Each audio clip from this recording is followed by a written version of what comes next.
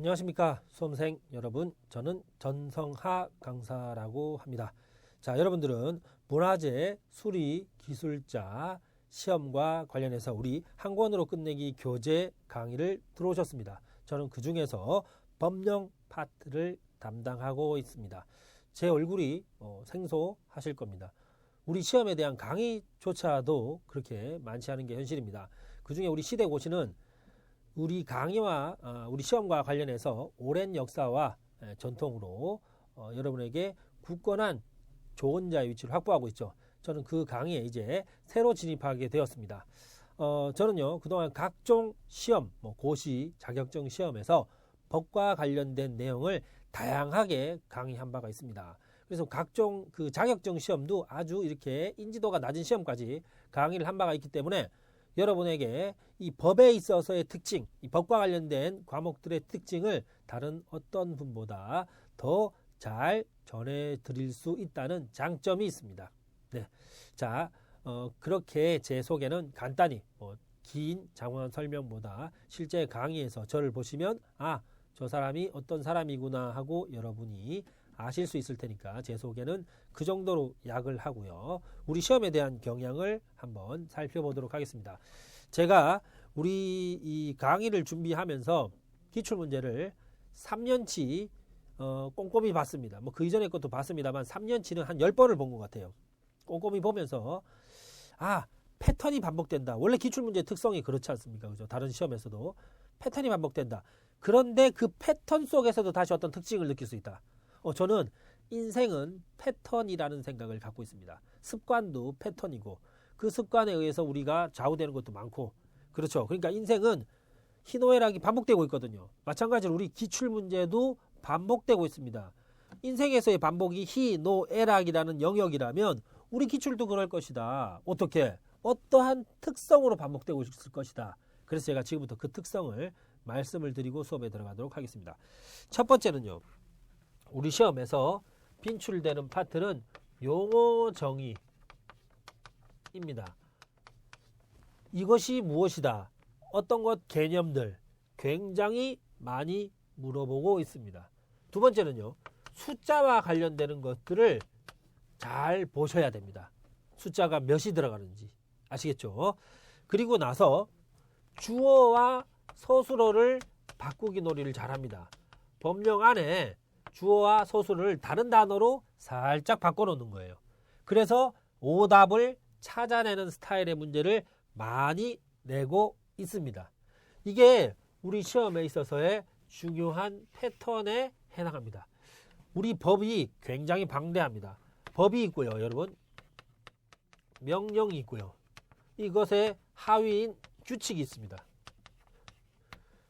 자, 이러한 것들을 우리가 다 외워야 된다면 우리 시험을 누가 공부하겠어요? 문화재 수리 자체보다 법 외우는 게 힘들어서 우리 자격증을 취득할 수가 없을 겁니다. 그래서 이 법을 다 물어보는 게 아니라 일정하게 공통 과목이니까 최소한의 것을 물어본다고 생각하시면 되겠어요. 그러한 최소한의 것에는 이러한 특징이 있다는 것이죠. 그래서 제가 강의할 때에도 이런 것에 맞춰서 중점적으로, 기출 경향에 맞추어서 중점적으로 하겠습니다. 여기에 쉬운 용어를 할지 적절한 암기 초식이랄지 넣어드려서 여러분에게 또 하나의 도움을 드리도록 하겠습니다. 아시겠죠? 그래서 여러분들은 제 강의를 들으실 때 강의를 듣고 바로 보시면 굉장히 좋아요. 왜냐하면 여기 하나 더 넣는다. 비교가 있겠죠. 뭐와 뭐의 비교, 그죠? 지정과 지정해제의 비교, 이런 것들. 자, 이런 패턴은 뒤에서 보면 몰아서 해야 돼요. 그러면 머리에서 정리가 잘 안 됩니다. 이 패턴이라는 거는 반복이기 때문에 매일 조금씩 반복만 하면 시험장에서도 기억이 나요. 그런데 몰아서 하면 기억이 안 나요. 아시겠죠? 그래서 이런 것들을 매일 조금씩 복습하세요. 그날 100% 암기한다는 생각은 무리예요. 그냥 가랑비에 옷 젖듯이.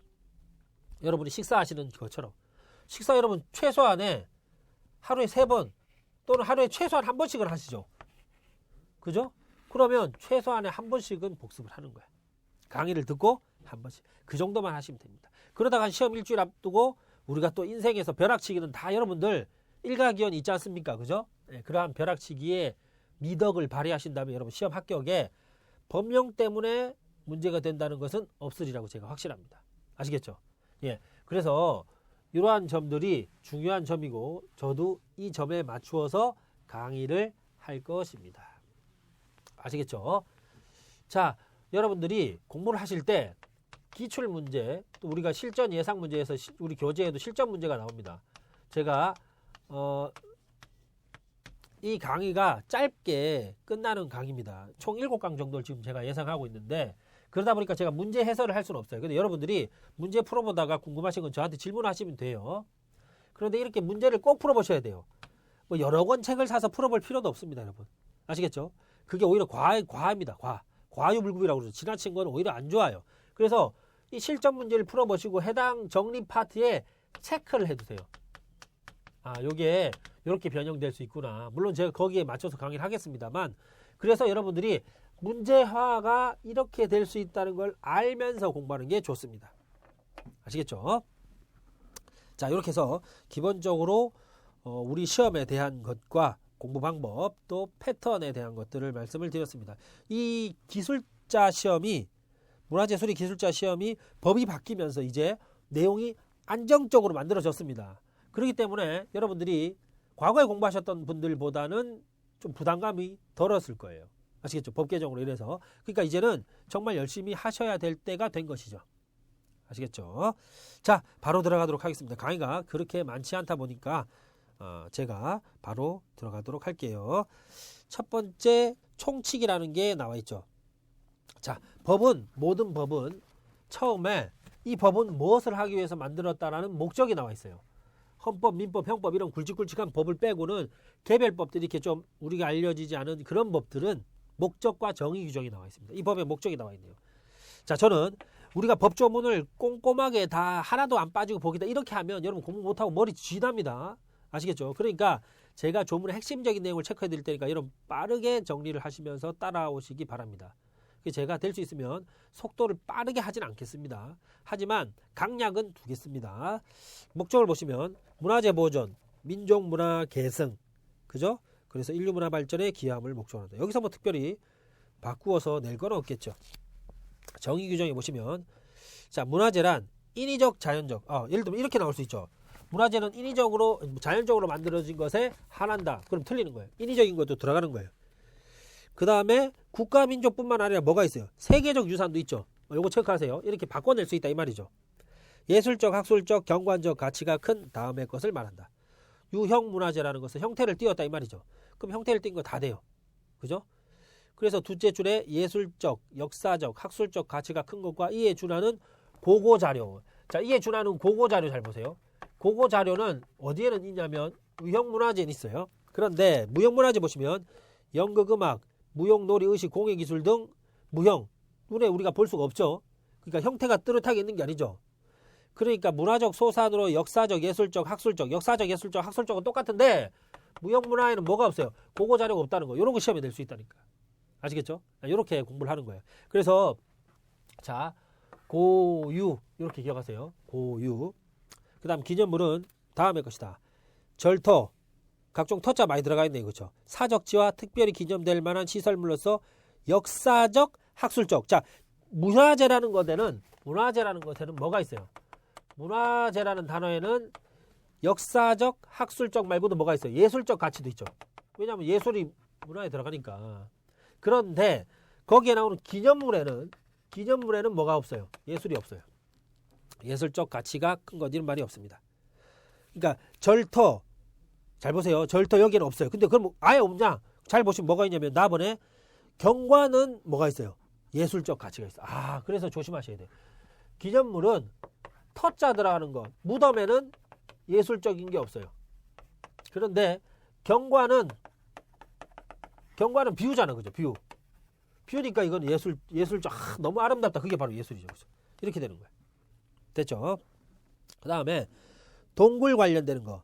그죠? 이 동굴은 자, 이게 자연적인 거죠. 그러니까 동굴 같은 거는 딱 우리가 봤을 때 인위적으로 만들어 놓은 게 아니잖아요. 그죠? 이런 것들은 역사적, 경관적, 학술적. 여긴 또 예술이 없죠. 그러니까 오히려 경관에만 들어가 있다는 점. 요거 하나 체크하시고. 그다음 민속문화재는 자, 우리의 풍습과 관련되어 있는 거예요. 민속이잖아요. 그렇죠? 습속.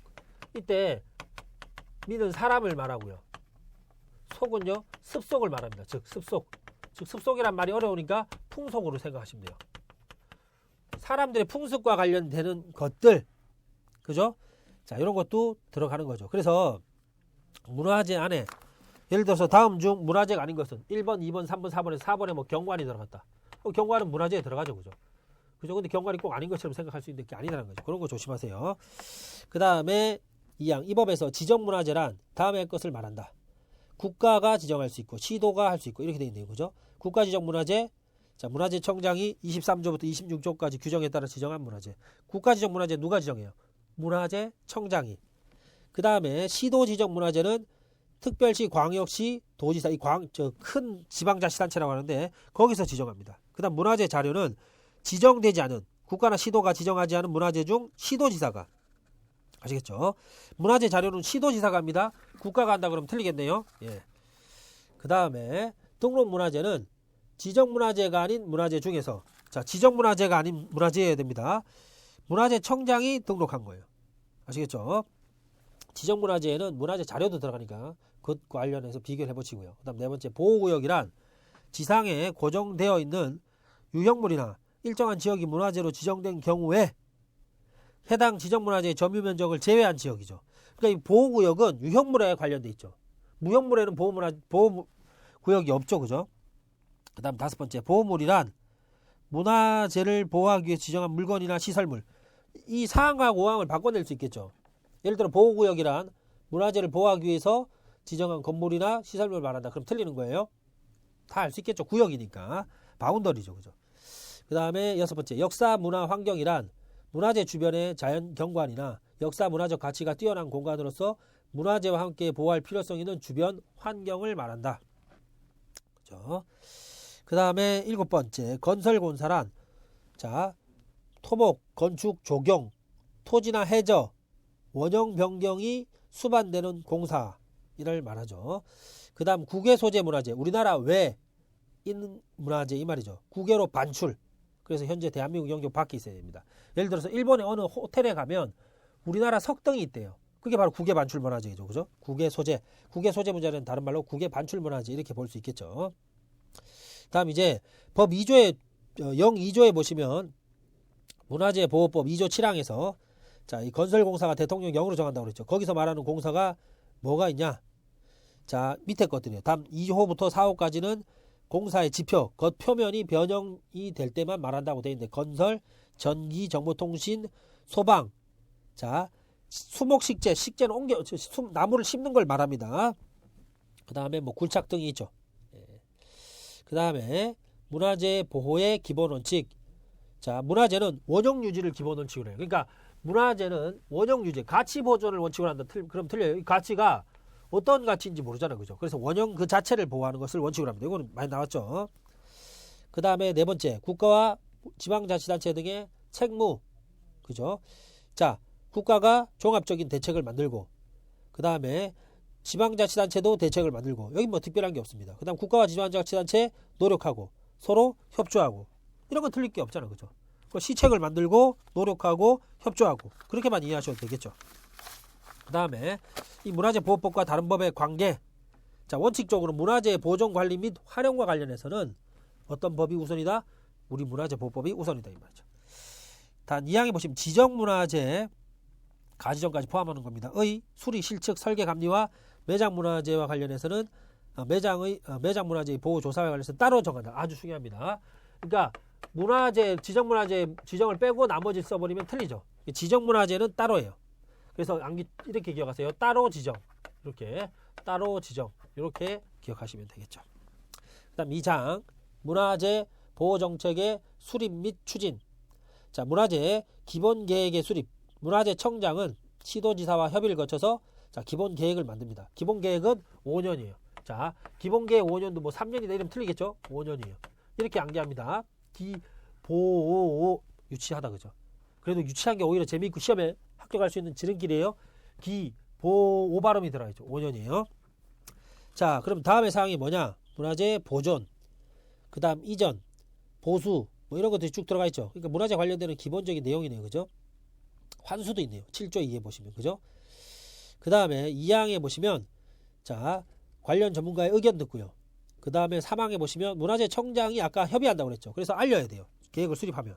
그 다음 관보에도 고시합니다. 뒤에 가면 나오는데 좀 어렵겠지만, 관보에 고시할 필요가 없는 게 있어요. 나중에 한번 하겠습니다. 그 다음에 자료 제출 요청을 할 수 있죠. 됐죠? 그 다음에 그 6조 2항에서 문화재 기본계획을 수립할 때 의견을 들어야 될 사람이 누구냐? 소유자, 관리자. 예를 들면 개인 소유일 수도 있거든요. 그렇죠?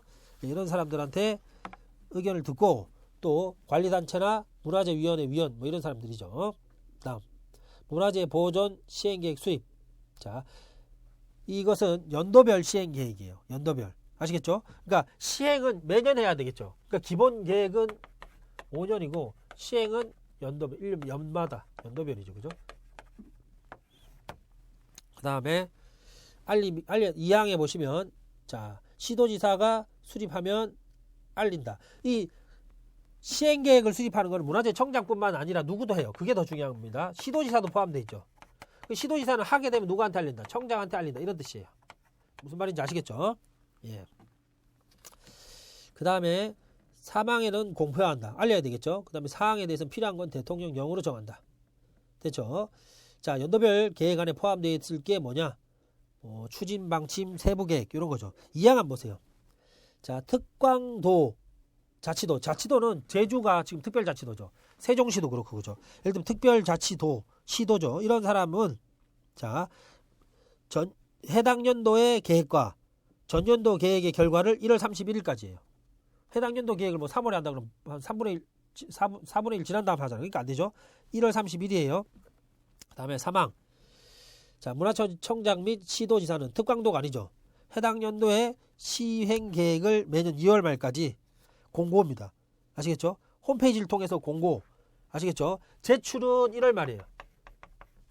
제출은 1월 말. 그 다음에 공고는 2월. 아시겠죠? 그래서 2월 말까지 제출한다. 이렇게 기억하시고요. 2월 말까지 공고한다. 기억하시고요. 그 다음 문화재위원회 설치. 우리가 아까 문화재위원은 의견을 들어야 될 사람에 들어가 있었습니다. 그죠? 자, 문화재청에 문화재위원회를 둡니다. 문화재청에. 뭐 국무총리 산하에 둔다 이러면 틀려요. 문화재청에 다음 사항을 조사 심의하기 위해서. 그죠? 문화재위원회의 일이 뭐예요? 조사하고 심의하는 거죠. 그래서 밑에 보시면 쭉 나와 있습니다. 그죠?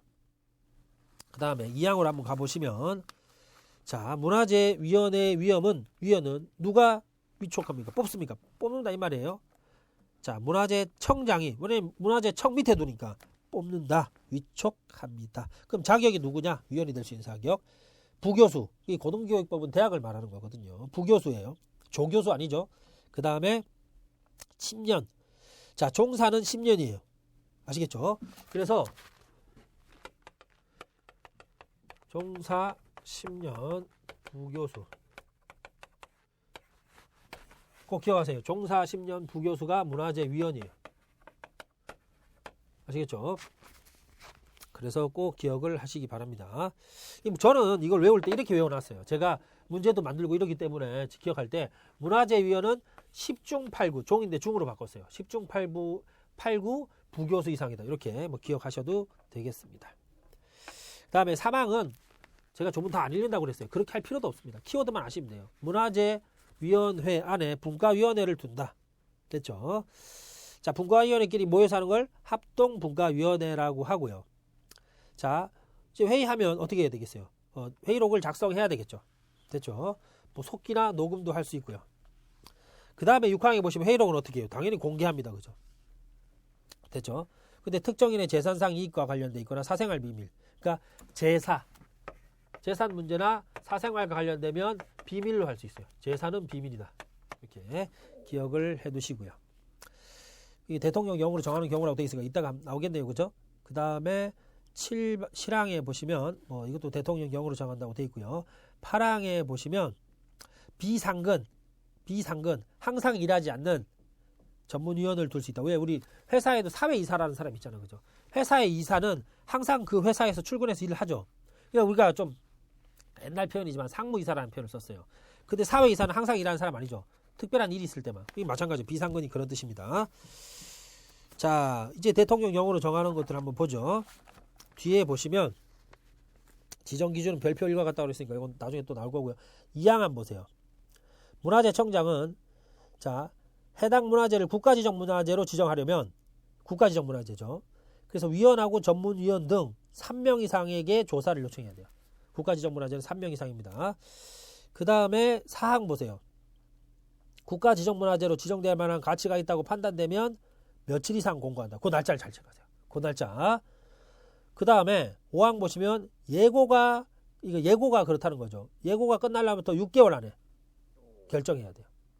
아시겠죠? 다 6개월이죠. 그래서 이걸 기억하세요. 36진, 36, 3366 아시겠죠? 숫자가 지금 계속 반복되고 있으니까 제가 그렇게 얘기하는 겁니다. 그 다음에 문화재보호위원회가 아니라 보호재단. 자, 재단은 뭐냐면 이제 법률 용어가 익숙치 않은 사람들을 위해서 말씀을 드리면 재단은 재산의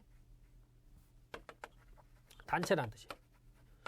우리 장학재단 이런 말 들어보셨죠? 그죠? 그러니까 돈을 가지고 만들어 놓은 단체 이렇게 생각하시면 되겠습니다. 돈이 중심인 단체. 문화재 보호재단, 이 재단의 설치죠. 이제 재단은 재산의 단체라고 했습니다. 그죠? 그러니까 문화재청 산하에 두고 법인으로 한다고 했는데 이 법인이 뭐냐? 법인은 법적으로 인정된 단체라는 뜻이에요. 아시겠죠? 일종의 우리가 회사라는 개념으로 하시면 돼요. 근데 이거를 지문에 낼 때는 어떤 책에는 뭐 회사로 한다 이렇게 돼 있어요. 회사가 아니라고 그랬습니다. 그죠? 회사가 아니고 법인으로 한다. 법인으로 한다. 법인이라고 돼 있지 뭐는 아니다. 회사는 아니다. 이렇게 돼 있습니다. 그 다음에 세 번째, 재단은 다음과 같은 일을 한다. 그죠? 진흥, 활용, 발굴, 교류, 지원, 사업.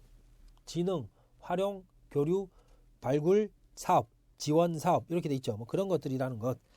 그 다음에 사항에서는 직원 둔다는 건 당연하겠죠. 그다음 민법에 재단법에 관한 규정 쓴다는 것도 당연할 겁니다.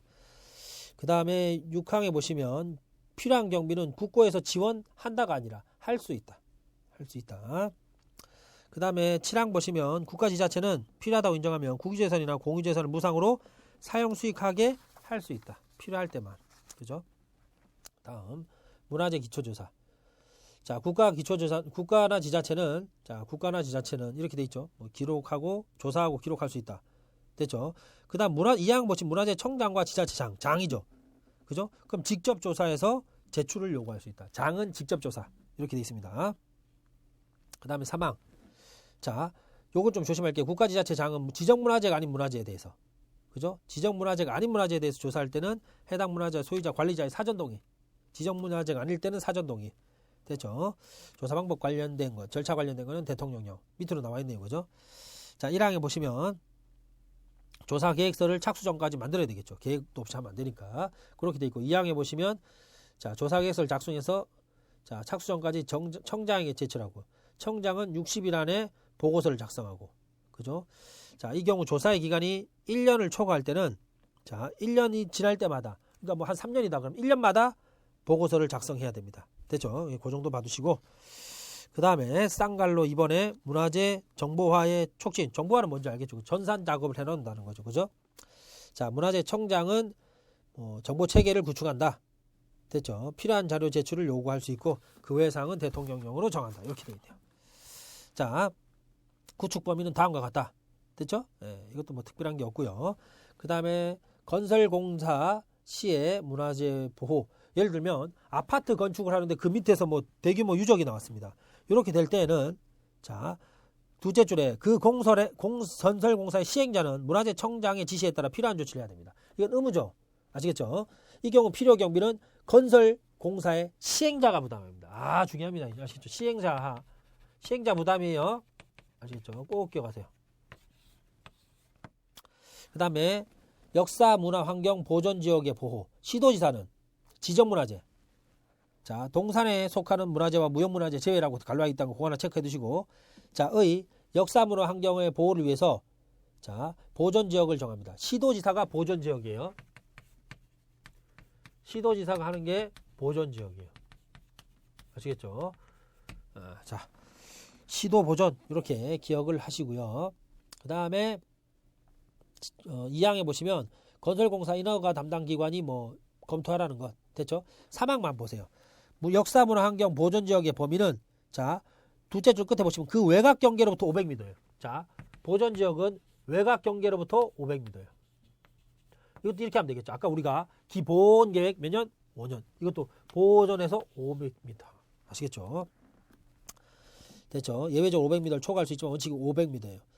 그 다음에 사항 보시면 자 문화재 청장이나 시도지사가 문화재를 지정하면 지정 고시가 있는 날부터 6개월 내 그죠? 자 그 보존지역과 관련해서 행위 기준을 고시한다. 됐죠? 넘어갑니다. 다음 화재 및 재난 방지. 문화재 청장이나 시도지사는 필요한 시책을 수립하고 자 시행한다. 우리 시책 수립은 몇 년에 한 번씩 매년 한다고 그랬습니다. 됐죠? 그 다음에 2항에 보시면 지침서 한다. 그 다음에 3항에 지침서는 연 1회 이상 정기적으로 점검 보완. 됐죠? 그 다음에 4항에 보시면 자 노력해야 되는 게 나오네요. 그죠? 그러니까 뭐를 마지막 줄이죠. 도난 방지 장치를 설치하도록 노력해야 된다. 됐죠? 자 노력하는 거는 그것이고 둘째 줄에 보시면 소방시설과 재난방지 위한 시설은 설치해야 합니다. 아시겠죠? 소방과 재난방지는 설치 의무. 그 다음에 5항에 보시면 자 다음 각 호에 해당하는 지역 시설 또는 지역의 소유자 관리자 관리단체는 금연구역으로 전체를 할 수도 있어요. 아니면 금연구역과 흡연구역을 분리하고요. 아시겠죠? 거기에 금연이냐 흡연구역 관련된 표시를 해야 돼요. 됐죠? 그럼 누가 있냐? 지정문화재 중 목조 건물. 자 주거용은 제외하고요. 목조 건물은 왜냐하면 연기 때문에 부식이 될 수도 있으니까 그죠? 그 다음에 2호 보시면 보호구역에 설치된 목조 건축물. 둘 다 목조죠. 3호에 보시면 그 외 지정문화재 중 위험이 있다고 판단되는 거예요. 그러면 다 흡연과 금연은 뭐와 관련돼 있어요? 흡연구역, 금연구역은 담배죠. 담배는 다 목조예요. 담배 연기가 어디를 타고 넘어가요? 목을 타고 넘어간다. 이렇게 얘기하죠. 그렇게 연상하시면 되겠죠. 그 다음 넘어가서 7항을 보세요. 누구든지 지정된 금연구역에서 당연히 흡연을 하면 안 돼요. 그러니까 누구든지 당연한 얘기겠죠. 그 다음 8항 보시면 국가나 지자체는 자 쭉 해서 예산의 범위에서 자 시설과 관련해서는 전일부를 보조할 수 있어요. 자 소방시설과 재난방지 위한 시설은 반드시 해야 되겠죠. 그 다음 도난방지 장치는 아까 우리가 노력해야 된다고 돼 있죠. 그 다음 금연 관련되는 것들 됐죠. 그 다음 밑에 이제 화재 대응 지침서와 관련해서 보시면 문화재 범위가 목조 이렇게 나와 있고 휴게실 이런 건 제외겠죠. 당연히. 그 다음 2항에 보시면 화재 대응 지침서인 다음 사항이 포함 신고 요령 대응 요령 이렇게 돼 있죠. 그 다음 도난방지 장치 설치 기준 그죠? 금연구역 지정. 자 밑에 보시면 밑에 이렇게 나와 있어요. 시설 전체 가번에 보시면 시설 또는 지역 전체를 금연지역으로 할 때 자 규격은 다음과 같다 해서 그 사각형 틀 길게 안에 금연구역 시설 또는 전체 이렇게 표지판의 바탕은 흰색 노란색 글씨는 붉은색 주황색 약간 붉은색 계열이죠. 그죠? 글씨 붉게 우리가 이걸 연상을 제가 어떻게 할까 고민해 보니까 여러분 좀 연상할 수 있게 주홍글씨라는 말 들어보셨죠 여러분? 그래서 주황색 붉은색 주홍글씨 이렇게 연상하세요. 자 그 다음에 밑에 그 담배 금연 뭐 담배 표시해서 이렇게 쭉 해놓은 거 있죠. 그죠? 예, 그것도 같이 봐두세요. 그래서 외관로 이번에 보시면 필요할 때는 영문으로 쓸 수도 있어요. 왜냐면 문화재니까 외국 사람도 보러 올 테니까 그죠? 그 다음에 다음 페이지 보시면 금연구역과 흡연구역을 구별할 때 금연구역 전체면 갈로 안에 전체라고 썼는데 여기는 그렇게 안 돼 있죠. 그죠? 그래서 그 점을 봐두시기 바랍니다. 그 다음에 흡연구역이라고 할 때는 밑에 흡연구역이라고 하면 되죠. 근데 여기 흡연구역하고 그 밑에 표시 보세요. 표지판의 바탕은 흰색으로 하며 우리 아까 흰색 노란색인데 흰색이라고 돼 있죠. 글씨는 주홍글씨가 아니에요. 어떻게 돼 있어요? 검정색 푸른색으로 한다는 거. 이거 차이 시험에 잘 물어봅니다. 그 다음에 흡연구역에는 편의시설 만들라는 것도 됐고요. 그 다음에 자 문화재 보호활동의 지원 자 문화재 청장이 지원할 수 있다 이렇게 돼 있죠. 그 다음에 문화재 전문 인력의 양성할 수 있고 장학금 지급할 수 있고 그 돈 주려니까 뭔가 증명서가 필요하니까 증명서 제출할 수 있고 사망이죠. 그 다음에 사항 보시면 장학금을 지급받고 있는 자 또는 받은 자는 변경 일정한 사유가 발생하면 신고해야 한다. 이건 당연하죠. 그죠? 됐죠? 그 다음에 5항 보시면 딱 보니까 뭔가 부진해요. 그러면 지급 중지 반환 명령 할 수 있다. 됐죠? 기타 필요한 사항은 문화체육부 장관 영으로 한다고 되어 있습니다. 그러니까 문화체육부 장관 0에서 다른 거는 됐는데 성적증명서 제출 보시면 자 성적증명서의 제출 사유에 보시면 전공학과를 변경했어요. 문화재과인데 갑자기 뭐 법대로 변경한다든지 이런 식으로 그죠? 네, 그런 것들이 들어가 있다는 것 됐죠. 자, 그 다음에 중지 사유. 자, 그 중지 또는 반환 규칙과 관련해서 보시면 사망의 문화재청장은 장학금 받은 사람이 다음 하나에 해당하면 반환 명령, 중단, 정당한 사유 없이가 두 개가 들어가 있죠. 그 다음에 정당한 사유 없이 변경 제출할 걸 제출하지 않았을 때 됐죠. 그 다음 8번에 보시면 문화재 교류협력의 촉진, 교류협력 하다는 거죠. 그죠? 그 다음 9번에 보시면 유네스코 관련된 거 한번 보죠. 문화 네트워크, 국제 간의 네트워크를 한다 이 말이죠. 자, 1항에 보시면 문화재청 산하에, 둘째 줄 끝에 있죠. 문화재 산하에 네트워크 센터를 만든다는 거. 자, 조금만 더 하겠습니다. 2항에 보시면 센터를 법인으로 한다. 됐죠? 요것만 체크하시고 나머지는 특별한 거 없어요. 됐죠? 그 다음에 남북 간 교류. 자, 여기 제가 한 두 페이지만 더 보겠습니다. 조금 첫 시간 길어지는데 죄송합니다. 남북 간 문화재 교류 노력한다고 돼 있죠. 그죠? 그 다음에 뭐 조사한다. 그 다음에 경비는 지원할 수 있다. 이렇게 돼 있죠. 교류협력 대상 사업해서 영구조에 보면 나와 있죠. 연구, 수리, 교류. 그렇게 돼 있다는 것.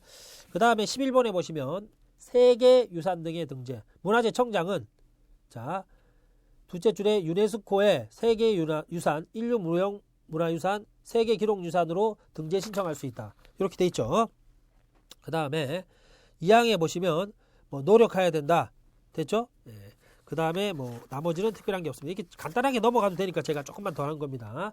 12번에 보시면 외국 문화재 보호. 됐죠? 첫째 줄에 1항의 첫째 줄 대한민국이 가입한 문화재 보호에 관한 조약에 따라서 보호해야 되는 겁니다. 조약이 가입되어 있으니까. 그 다음에 2항 보시면 자 문화재청장이 딱 봤을 때 외국에서 우리나라로 들어왔어요. 그럼 그 문화재를 딱 관리하기 위해서 보관하는 걸 유치라고 합니다. 그래서 유치할 수 있다. 유치해야 된다가 아닙니다. 그 다음에 4항에 보시면 자 외국 문화재가 반출국으로 적법하게 반출되면 돌려줘야 되겠죠. 적법하면 반환. 됐죠. 그렇게 하시면 되겠습니다. 그 다음 13번에 보시면 비상시의 문화재 보호.